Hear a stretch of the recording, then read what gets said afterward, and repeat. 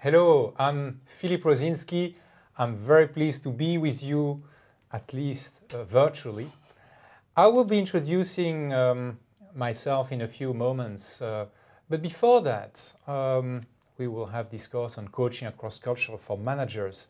I would like to turn to Keiko, who is here with me, and ask Keiko, why do we even want to have a course on coaching across cultures for managers, particularly in a Japanese context? So, Keiko, could you say a few words about that? Thank you. That's a good question. Before I go into that, let me introduce myself. My name is Keiko Sakurai. As you can see from my name, I'm Japanese. And I'm working for a company called Aperian Global, which is a US-based cross-cultural consulting firm. We have office in US and Europe and Japan and other APAC countries. So why is it important for Japanese managers to have this coaching across culture skills? First of all, when you look at Japan, it is still a second largest economy in the world. So most of my clients, which is Japanese companies, they could do the business using Japanese language only and doing the business in the Japanese ways, like nemawashi, seniority system. And that was okay when the Japanese economy was huge. But now the world is changing. It's globalized. We have so many non-Japanese people coming to Japan, and we have many Japanese managers who go abroad and manage the overseas subsidiaries. So now the Japanese way of doing business is not enough. We need to be able to know how to manage people in different cultures.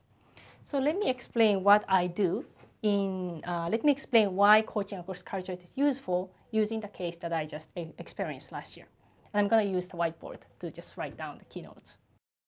Okay, let me give an example of how coaching across culture was useful for a Japanese manager. So the case I was actually coaching a Japanese manager who was a good manager in Japan and who just moved from Japan to Ireland. So now he's the top management in the Irish operation, and he had to motivate, he had to lead, he had to manage the Irish employees.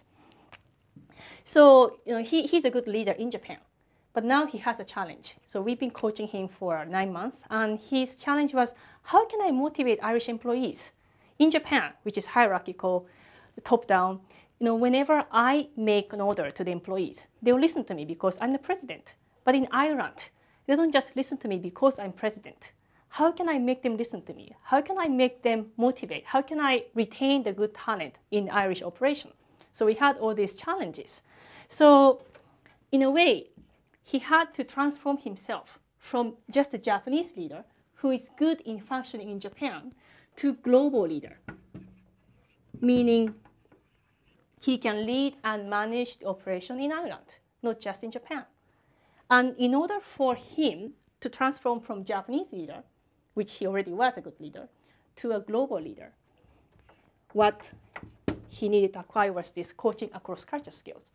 In other words, coaching skills to effectively manage the gap, the cultural gap between Japan and Ireland, and also coaching skills to really leverage those differences. Through the coaching, he realized the strength of the Japanese way of management styles. And he also realized the strength of the Irish way of management styles.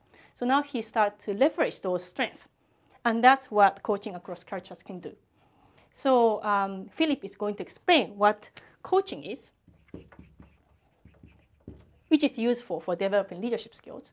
And he's also going to explain what coaching across culture is, which is useful for you to transfer from Japanese leader to global leaders.